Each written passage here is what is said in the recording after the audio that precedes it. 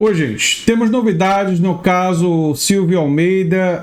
A Aniele Franco foi à Polícia Federal e deu um depoimento de 1h30 falando, e também falou mais detalhes, né, pela primeira vez sobre as acusações de importunação sexual.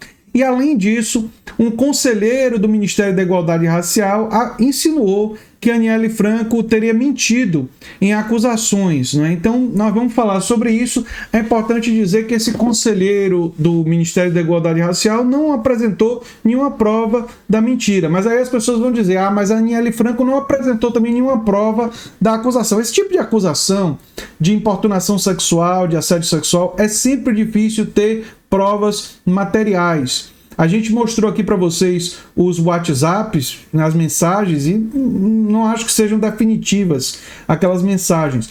O que pesa contra o Silvio Almeida é o fato de que não é só a Aniele Franco. Tem a Aniele Franco, tem Isabel Rodrigues, tem as alunas de direito, várias reportagens sobre um monte de gente fazendo acusações semelhantes e com padrão semelhante de acusação de assédio ou importunação sexual. Então, isso é que está pegando muito mal para o Silvio Almeida. Por que a Polícia Federal resolveu fazer esse depoimento agora às vésperas da eleição? Não sei, mas isso está em notícia em todos os lugares, né? E o pessoal que reclama da gente fazer vídeos sobre isso, né? O fato de ter audiência, das pessoas terem interesse sobre isso, motiva a gente a continuar cobrindo, né? Porque parte da cobertura e da análise tem a ver com o interesse do público. Então é sempre bom lembrar disso, né? Enfim, o ativista Nuno Coelho, do Conselho Nacional de Promoção da Igualdade Racial, insinuou em um vídeo que a ministra da Igualdade Racial mentiu sobre o suposto assédio sexual, na verdade, importunação sexual, né, que sofreu do ex-ministro dos Direitos Humanos. Importunação porque ambos são ministros. Né? De acordo com o jornalista Guilherme Amado, Coelho disse que Almeida sofreu calúnias e inverdades por ser acusado pela ministra e outras mulheres. Lembrando que são várias acusações. Né?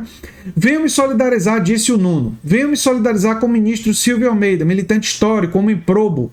São calúnias que reputam a ele uma identidade que não condiz com a verdade, muito menos com a personalidade de Silvio Almeida. Não há espaço para injustiça, para inverdades, para a desconstrução da sua imagem, disse o ativista. Nuno Coelho ocupa um assento destinado a organizações não governamentais no Conselho, que é presidido por Aniele Franco. Na última quarta-feira, a ministra prestou depoimento à Polícia Federal sobre as acusações de assédio, de importunação, como eu expliquei, né?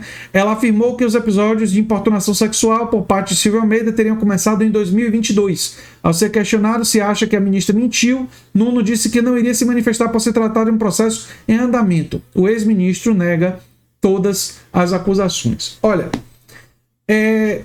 quando eu vi essa coisa do conselheiro, eu imaginei que ele teria alguma coisa do tipo, ele teria alguma evidência de que a rixa da Aniele com o Silvio seria por um motivo outro e que ele estaria insinuando que ela usou isso para atingir o Silvio. Mas ele não apresentou nada nesse sentido. E sempre é bom lembrar que o que fortalece as acusações é também a quantidade delas, né? A Isabel Rodrigues, a Aniele Franco deram depoimentos muito semelhantes e as alunas de direito que falaram de assédio sexual, e no caso das alunas foi assédio sim, teria sido, né? Caso confirmado, isso a justiça vai ter que... Mas a acusação é de assédio. Né? A acusação é de assédio. Se vai ser confirmado pela justiça ou não, isso vai ser averiguado na investigação. Né? Só para trazer mais detalhes, né? A Aniele falou pela primeira vez do caso. Né? Trazer também o depoimento da Aniele. Né? Ela falou sobre as abordagens inadequadas e tal, né? Pela primeira vez. O que é que ela disse? É importante deixar claro que o que houve foi um crime de importunação sexual. Fui vítima de importunação sexual. Precisamos reforçar isso para evitar que mulheres continuem sendo vítimas desse tipo de agressão. Não poderemos normalizar uma situação como essa, independentemente de quem a pratique, disse. A ministra não quis entrar em detalhes dos episódios de assédio para preservar as investigações que estão em curso. Segundo a ANL, as importunações começaram ainda em 2022, quando os dois integravam a equipe de transição do governo Lula, né? Não tínhamos nenhuma relação profissional até a transição. Ali começaram as atitudes inconvenientes que foram aumentando ao longo dos meses até chegar à importunação sexual. A ministra disse que demorou para cair a ficha de que estava sofrendo assédio e que tentou superar a situação para focar no trabalho, disse ela. Por um tempo quis acreditar que estava enganada, que não era real. Até entender e cair a ficha sobre o que estava acontecendo, fiquei sem dormir várias noites. Eu só queria trabalhar, focar na missão, no propósito e em toda a responsabilidade que se tem quando se assume um cargo como o meu, mas não conseguia. É importante dizer sobre isso que essa dificuldade dela de denunciar um ícone, o Silvio Almeida é um ícone do movimento, né, da luta por direitos humanos, ele não é tão ligado ao movimento negro, mas ele, é claro que é um intelectual muito importante para esse movimento, isso é inquestionável. É compreensível para que a Aniele Franco tivesse dificuldade de verbalizar uma acusação desse tipo, porque seria como se ela estivesse prejudicando a própria luta histórica e tal. Então, ela deve ter entrado em conflito, né? Sobre isso, né? Pressupondo que as acusações são verdadeiras, mesmo elas sendo verdadeiras, é absolutamente compreensível, ao meu olhar, o conflito que ela viveu e a dúvida que ela teve de levar isso, trazer isso a público, né? Ela disse que se sentiu vulnerável, se culpou pela falta de reação imediata às supostas importunações. Fico me perguntando o tempo todo por que não reagi na hora, por que não denunciei imediatamente, por que fiquei paralisada. É muito comum a vítima se culpar. Isso aqui não é um discurso incomum, não. E ela ter ficado nessa dúvida, como eu disse, ao meu ver, é compreensível, tendo em conta quem era a pessoa. Se fosse uma pessoa que a Aniele não tivesse respeito, não tivesse consideração, seria muito fácil para ela fazer a denúncia. Mas fazer a denúncia com uma pessoa que tinha tanto capital simbólico para a Aniele, capital simbólico é um conceito do Pierre Bourdieu, e o Silvio Almeida, ele acumulou muito capital simbólico a partir do momento que ele se tornou um intelectual tão respeitado nacional e internacionalmente. Quando uma pessoa tem tanto capital, é muito mais difícil realizar uma acusação contra essa pessoa. Porque você fica com medo de que vai ser julgada, né? A pessoa vão chamar você de mentirosa. Aliás, como está sugerido justamente pelo conselheiro. Então, assim, eu não sei exatamente o que aconteceu aqui. Não vou afirmar ter conhecimento de causa. A gente não estava lá, não viu acontecer. Mas isso daqui que ela relata de... Enfim, ter essas dúvidas é absolutamente compreensível. Ela também elogiou o governo, disse que o governo criou um programa de prevenção e enfrentamento.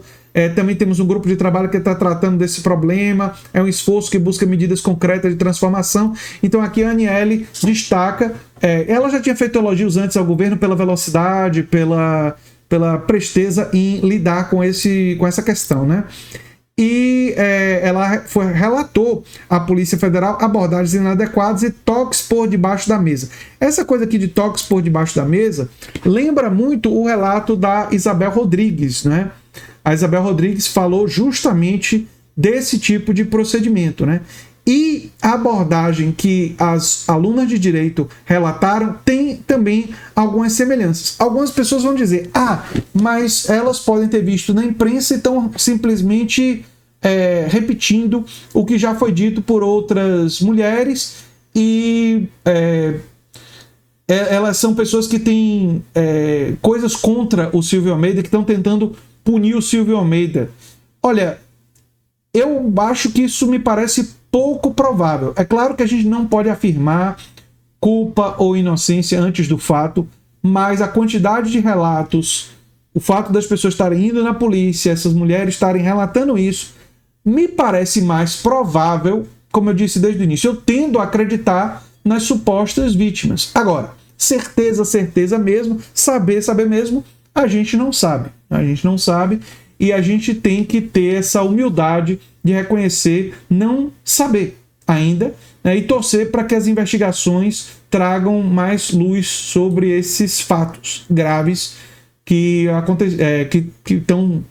chegaram à luz depois desse mega escândalo, né? Bem, eu sou André Teixeira Jacobina, o canal é a Nova Máquina do Tempo, e se vocês gostam do que a gente faz, se inscrevam, dê um like, compartilhe, quem sabe vire membro ou apoiador, quem sabe faz um dos nossos cursos ou Manda um pix para apoiar nosso trabalho em andretj@terra.com.br, né? O TJ é do Teixeira Jacobina, do sobrenome, né? Um abração e até o próximo vídeo, gente. Tchau, tchau.